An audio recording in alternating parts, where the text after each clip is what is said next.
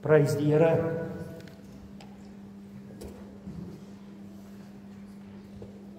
Daar is 'n beter weg om te lewe wat anders is as dit wat jy gewoon is. Ek is in my hart oortuig vanoggend. As jy vanoggend se woord ter harte neem.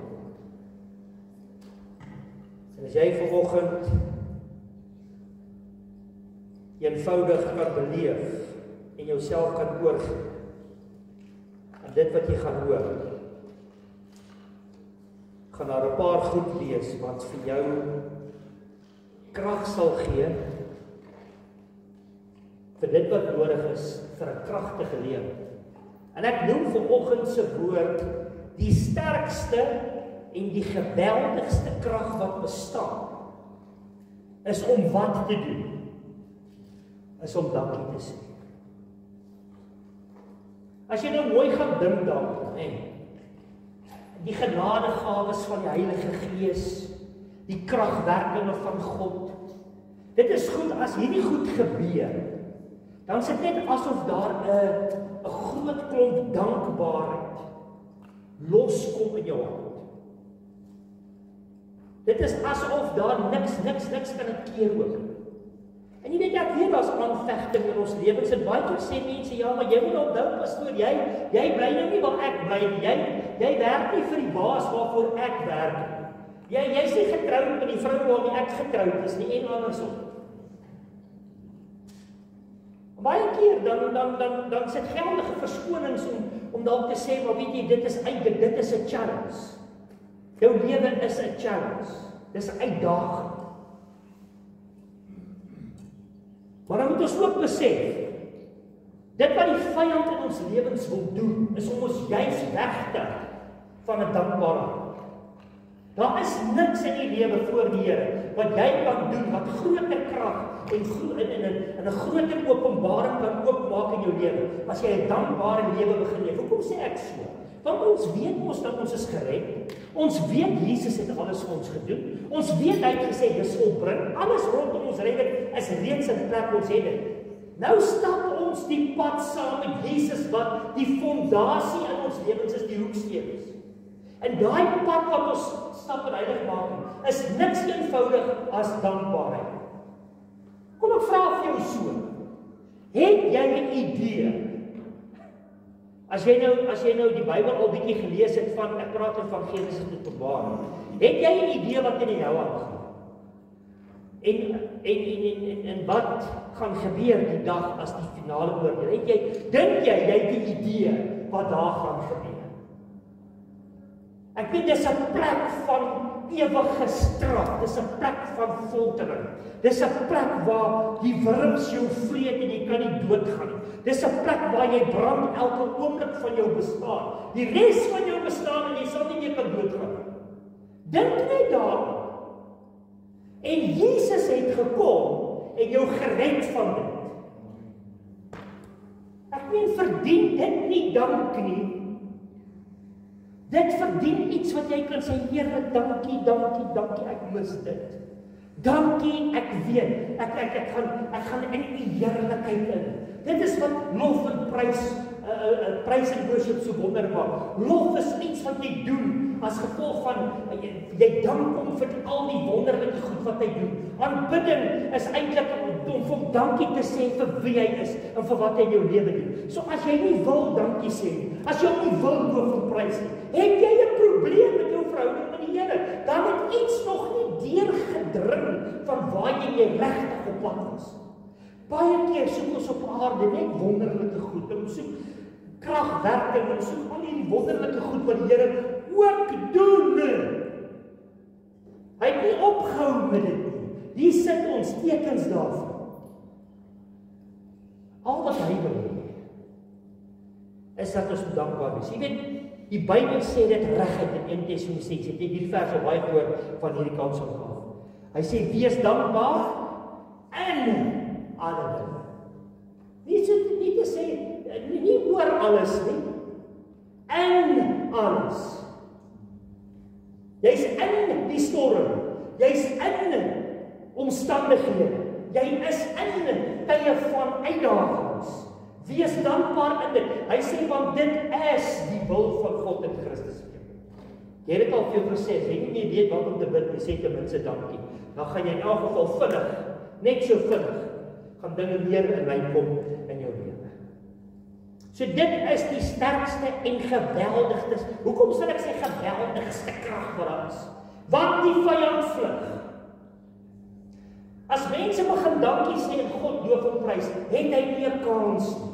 As jy in die oggend opstaan en jy voel nou so bietjie dalk down, en so jy begin die Here bietjie loof en prys, sit jou foon of iets so bietjie op Spotify, kry vir jou bietjie goeie lys daarvan, goeie musiek en jy luister dit net nou man, maak nie saak wat gebeur nie, dan is jy opgewek en opgebeur.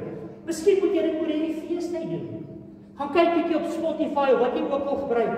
Gaan soek bietjie daar vir jou Kersliedjies of so iets wat so hierdie dag speel. So hierdie hele feestyd. Ek wil vir jou sê dit gaan iets doen in jou gees wat jy nog nooit in jou lewe beleef het as jy dit nog nie gedoen het. Dankbaarheid sê iets van jou geloof in God.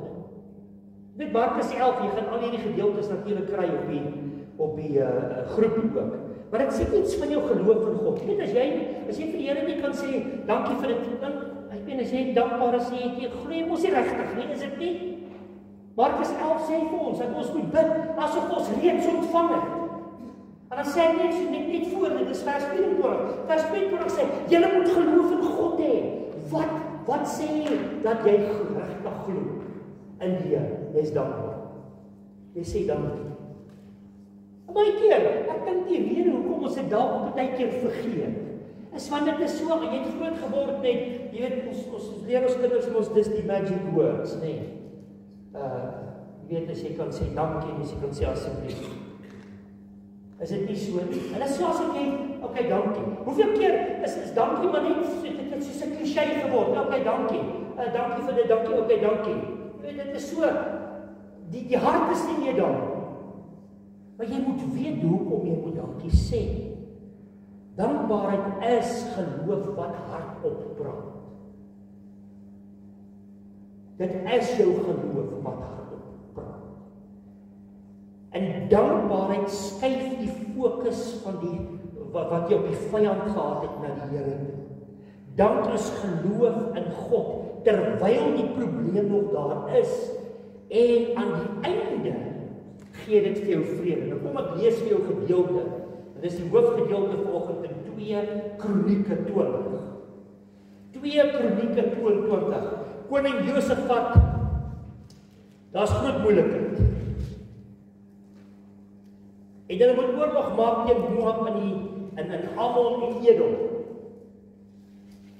En dan kom die boodskap. Hierdie magte is reeds opgetrek, dis nou tyd. Dis 'n magdom mense wat oorlog maak. En hoor wat gebeur in vers 4. In 2 Kronieke 20 vers 4. Jy kan dan 'n hele hoofstuk gaan lees. Maar hoor wat staan in vers 4. Die mense het van al die dorpe in Juda na Jerusalem toe gekom om die Here se hulp te soek. Hulle kom, hy sê vir hulle, man, ons moet bid, ons moet vas. Hy begin self bid. Jy kan sy gebed lees hierso van vers 6 af. Kan jy sy gebed gaan lees nie? En dan kom iemand, dan profeteer iemand, dan sê iemand, hoor hierso, maar moenie verder sukkel. Die Here gaan vir julle veg. En dan doen hierdie ou die snaakste ding wat jy in jou lewe kan aandink. Hoor wat gebeur van vers 20 af. Hy sê vroeg die volgende môre het die leer van Juda uitgetrek na die woestyn van Tekoa. Op die pad sê Josafat, luister na my almal wat in Juda en Jerusalem, glo in die Here julle God en julle sal vas staan. Glo in die profete en julle sal suksesvol wees. Nou, ons het die profete, ons het die woord, ons het dit alles. Ek wil vir jou ook sê, glo en jy sal suksesvol wees. Maar wat doen hulle? Nadat hy die leiers van die volk geraadpleeg het die koning sangers aanbeveel om voor die leer uit te stap.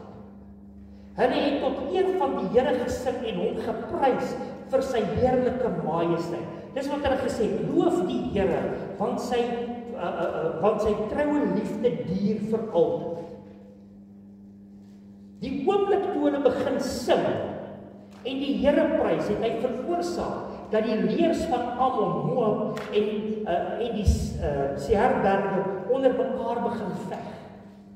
Die leers van Moab en Ammon het teen hulle bondsgenote uit die Seirberge gedraai en elkeen van hulle doodgemaak.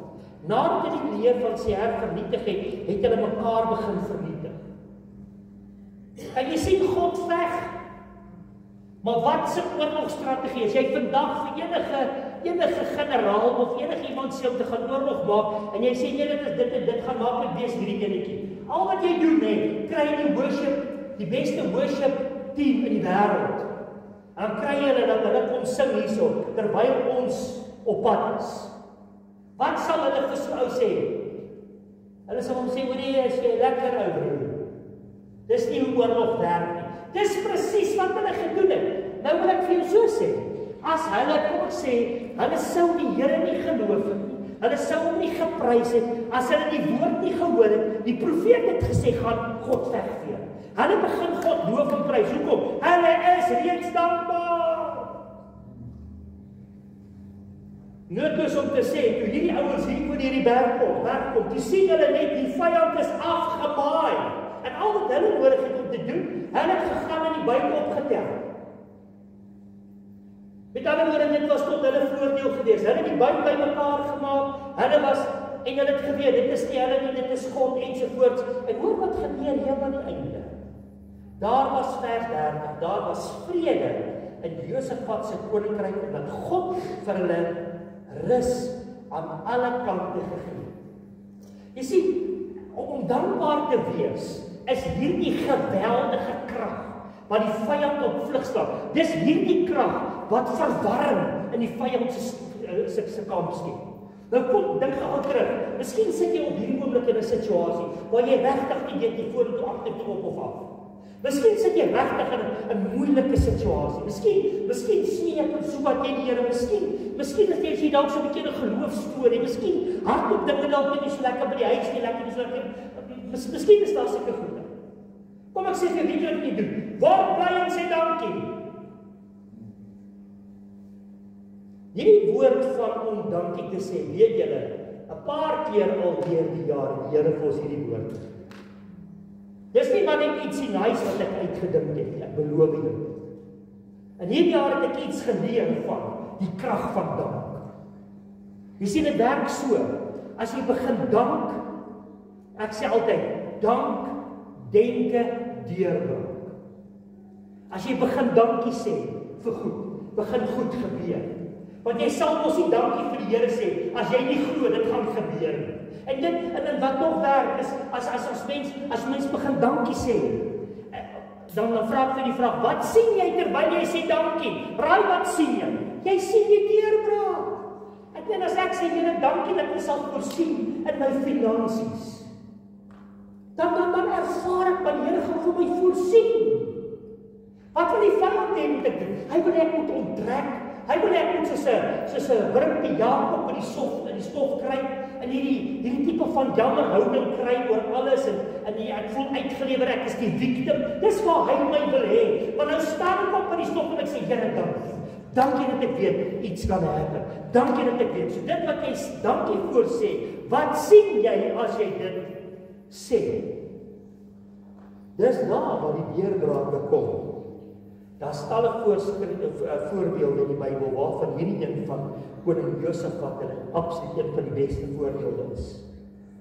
Dankbaarheid is nie, hoor my, is nie 'n reaksie op oorwinning. Baie sê, ja, Here, as jy dit doen, sal ek dankie sê. Of baie keer doen die Here en dan sê jy dankie, hy het dit uit genade vir jou gedoen. Dankbaarheid is nie 'n reaksie op oorwinning nie. Dit is dikwels die sneller daarvan. Dis nie die reaksie op oorwinning nie. Dankbaarheid is die sneller van oorwinning. Dis dit wat daarna gebeur. Dis daai wat jy eintlik sê in jou hart en gedagtes. Ek weet ek kan, maar God kan. Dis daai wat jy sê, I'm gonna let go and let God. Dis daai. Dis nie sommer net hierdie tipe van wishful thinking, net 'n woordjie praat en iets en roep, die Here moet dit nou maar net doen. En dan trek jy nogal so oor die naam van Jesus ook daar met groot respek gesê. Jy sal nie kan sê dankie as jy ook nie nederig is. Jy weet dit is die wat arm van gees is, wat God se koninkryk sal sien. Presies wat Jesus gesê het, né? En mense wat so is mense wat eenvoudig dankbaar is. Partykeer dink ek is ons net te vol van onsself. Dankbaarheid is 'n geestelike houding en nie 'n emosie. Dis nie net hierdie is 'n attitude. 'n Deep attitude. Ons weet dit in 1 Tessalonisense 5:18, ek het dit genoem. Efesiërs 5:20 sê wees dankbaar vir alles in die naam van Jesus. Filippense 4 sê ook bid oor alles, kom met smeking en danksegging aan die Here. En dan weet ons die belofte daar, dis ook vrede. Wat het gebeur in die kronieke? Aan die einde vraag hulle vrede aan alle kante gehad. Wat beteken vrede? Dit beteken nie eenvoudig, Here, ek weet niks kan in jou kry, ek is rustig oor alles. Daai vrede wat jy met God het, niks kom by dit nie.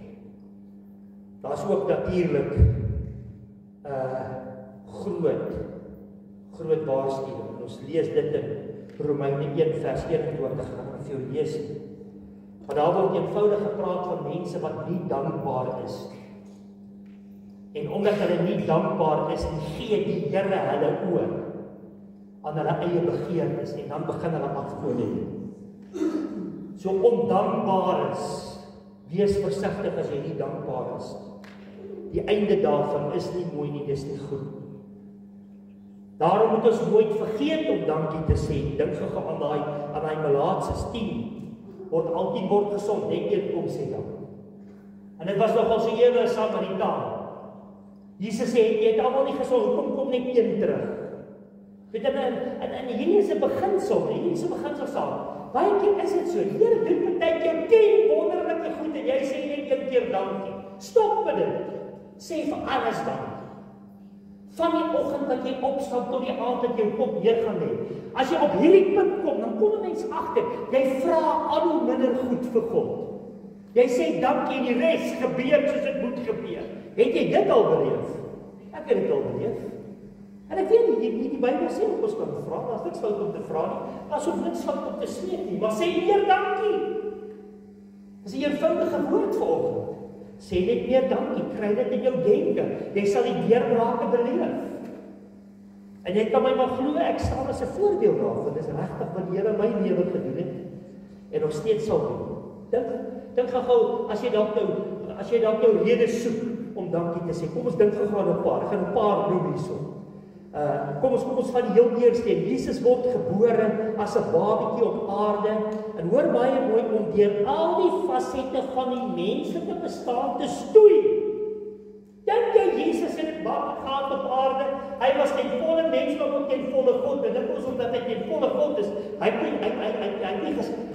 Daar was nie uitdagings nie. Daar was baie uitdagings. Een van die slegste uitdagings wat hy gehad het, is dat sy eie mense hom verwerp. Ek weet nie, verwerping en liefdeloosheid is die enigste twee goed wat mense siek maak. Liefde aan aanvaarding is die enigste twee goed wat mense nie gesond maak. Jesus het die uiterste daarvan beleef, tot uiteindelik. Hy het hierdie goed gestoei, van kind af reg deur. En hoekom moes hy as 'n babatjie gebore word? Deur al die fasette en die groot rede glo ek, is sodat hy hierdie perfekte hoëpriester kan wees, wat Hebreërs 4 vers 15 sê. Hy sê vir ons spesifiek, hy is die perfekte, hy is met al die nood, hy gedeelte sê dit, met al die nood, jy kan sê, pes en ellende wat deur 'n mens deur kan gaan. Was hy nie gekonfronteer met daai gedeelte sê, maar hy het nie gesond nie. Kan jy maar gelees na die tyd. Dis die eerste ding. Die volgende een is, toe hy gesterf het op 'n kruis. Ek weet nie of daar in die geskiedenis, okay, miskien vat ek nou wyk as ek dit sê. Maar kom ons sê, seker, en vat dit in die konteks wat ek sê dit met groter skrif. Of daar 'n bleker lijk aan 'n kruis was as Jesus. Al sy bloed het uitgeloop, alles. Elke druppel. Dink net as elke druppel bloed uit jou lyf uit is. Hoe sal jy leef? Dis nie 'n mooi gesig. En hy het dit gedoen. Is dit nie rede om nog meer dankbaar te wees? Hy het ons gered. Hy het ons gered van die sonde en die dood. Hy het ons gered van die hel. Hy het al die mag wat sonde en dood op ons gehad het hy gebreek met elke druppel bloed van. Is dit nie rede genoeg om te sê dankie Here? Is dit nie rede genoeg om te sê ek gaan nie klaarkerm nie, ek gaan sê dankie? Ek dink dit is by verre nie seker die beste een om oor dankie te sê. En weet jy wat? Daarom is jou daaglikse en toekomstige menslike behoeftes. Weet jy waar staan dit in die Bybel? As mens dink aan al hierdie goed. Jou agter. Net sekondêr. Jy leef hierdie lewe van jy kan my gaan toets op leef. As jy hierdie lewe van dankbaarheid begin leef, gaan daar outomaties wonderlike goed in jou lewe gebeur en almal om jou gaan toets dit. Dis eenvoudig hoe dit is. Hy sal outomaties vir jou voorsien. Dit is juis as ek en jy dink dat ons alles het en omdat ons bid Here en omdat ons glo moet jy een of ander iets doen ensovoorts. Dis juis daar waar ons dan misvat. Want dan is ons nie meer dankbaar en dink ons kan dit met ons pogings. Ek kan vir jou sê, jy kan niks vir God doen nie. En jy kan niks vir hom doen om ergens hom te impress nie. Jy kan nie. Weet jy wat doen hy? Hy werk deur jou, eenvoudig. Hy werk deur my. Omdat ons dankbare instrument. Jy kan amper sê, 'n dankbare instrument vir die Here, is skoon en oop vir kragwerkinge van God. Want ons moet ook weet, alle swaar kry, alle suffering, alle uitdagings, dek die tafel vir wonderwerke. So ek en jy dankbaar begin. Maak 'n groot verskil. Soos wat ek net nou gesê het, is amper klaar. Wat sien jy as jy dankie sê? As ek sê, Here, dankie vir hierdie gemeente. Weet jy wat sien? Ek sien mense wat saamkom en God loof en prys. Ek sien mense wat hier uitgaan, dat hulle getuienis gaan uitleef. Ek sien hoe dit nog ander mense inbring en ons loof ons God. Dit gaan nie oor my nie, dit gaan nie oor jou nie, dit gaan oor, dis wat ek sien. As jy begin dankie sê vir jou werksomstandighede, terwyl jy dankie sê, sien ek eenvoudig hoe die Here voorsien. As jy dankie sê, as jy dankie sê vir jou werk, wat se omstandighede ook al het, sien eenvoudig die deurbrake wat inkom. Ons weet die weer goed is bietjie de mekaar, ons weet die boerdery se challenge. Maar weet jy wat? As jy daar deur die lande ry en jy begin dankie sê, sien wat God doen. Weet jy doen dit, want ek moedig jou aan. Hansie, julle ouens het besighede. Julle ouens wat daar waar jy werk. Sê dankie vir dit wat inkom, besigheid wat inkom. Terwyl jy dankie sê, sien die antwoord. As jy nie lekker voel en jy begin dankie sê vir God se genesing, ervaar iets van die Here genees jou. Julle hoor waarheen gaan ek met die boodskap, né? Begin dankie sê. Begin dankie sê. Begin om loof en prys vir die antwoord. Ek weet nie altyd hoe die Here dit gaan doen nie, maar weet jy wat, as ek begin dankie sê vir goed en vir ons dorp, vir ons mense, dan sê ek net eers eenvoudig as ek beleef, iets kan be okay. Die Here gaan op een of ander manier, gaan hy iets doen. Op een of ander manier gaan daar deurbraak kom. Dalk ook nie heeltemal soos wat jy dink nie, maar as dit gebeur, gaan jy ook kan sê, God is goed. Hy's goed. Hy's goed. Hy's goed vir jou. Ons floreer in elk geval in hierdie upside down kingdom. Ons leef van binne af buite toe. Almal sal eers sê, nee, laat ons as ons sien, sal ons glo. Ons sê nee. Ons glo, daarom sal ons sien. Ons fokus ons nie op die ander goed wat eers in plek moet kom. God se koninkryk werk op soos kry eers die lewe en dan kom die werke en dit al die ander godsdienste probeer eers met werke ergens die lewe kry. Jy sien ons werk in die teenoorgestelde rigting. O jy begin dankie sê vir goed wat jy nog nie kan sien. In die wêreld sal dit andersom wees. Nee, dink moet nou eers gebeur. Jy moet 'n paar goed uitsorteer en dan sal jy na die tyd dankie sê. Nee, ons sê eers dankie. En God sal die res doen. Maak of verskil jou geloof nie. En God seën geloof. So hier's 'n paar goed wat jy kan gaan doen. Laaste paar goed wat ek vir jou wil sê. Ek noem dit sommer vooraf dankaksie. Vooraf dankaksie. In die eerste plek noem die uitdaging hardop eerlik voor die Here. En dis nou geskoei op 2 Kronieke, né? Dis wat Josafat gedoen het. Sê Here, kyk wat jy sien, hy stel dit op 'n stadium sê Here, hoor wat gaan gebeur. Die Here gee die antwoord. Weet jy hoe gee die antwoord? Hy stuur 'n engel, een engel vir maak 185.000 van die vyande, net een engel. Eerlik vir die. Dis eerlik vir die Here oor wat ook al in jou lewe gaan. Dan vir wie hy is, nie net vir wat hy gaan doen nie. Dan kom in die derde plek spesifiek voor die antwoord. Jy kan goed bely soos Here, U veg vir my, Here, ek weet U is my voorsiening. Ek sê vir U dankie. Dankie vir die deurbrake. Al gebeur daar nog niks. En dan natuurlik jou lof en aanbidding.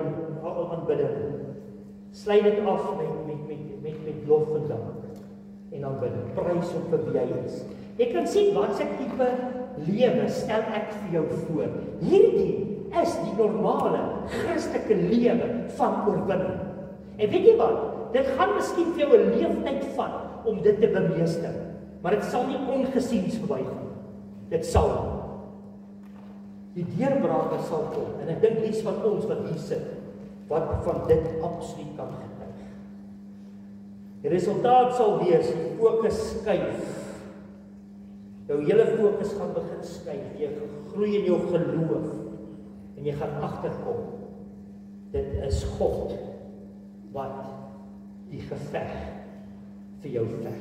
Miskien sal jy sê, ja, maar die geveg is klaar gewen op Golgotha.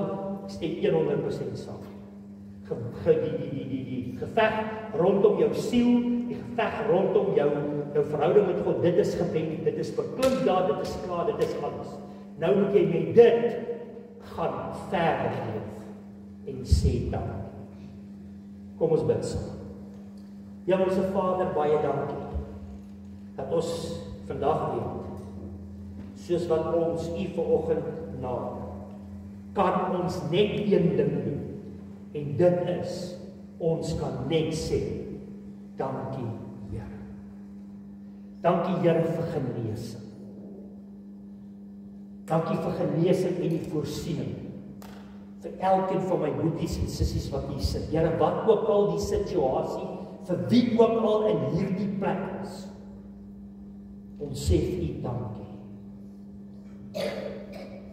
Dankie, dankie, dankie.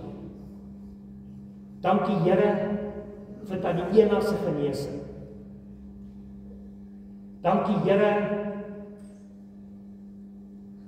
dat U vir Jeanette aanraak. Dankie Here dat U voorsien in besighede. Dankie Here dat U elke plaas in ons omgewing seën. Dankie Here vir oeste, dankie Here vir voorsienigheid. Dankie Here vir elkeen wat werk vir 'n salaris. Here, dankie dat U sal voorsien vir waar hulle ook al werk, sodat hulle ook kan beleef dat U vir hulle voorsien.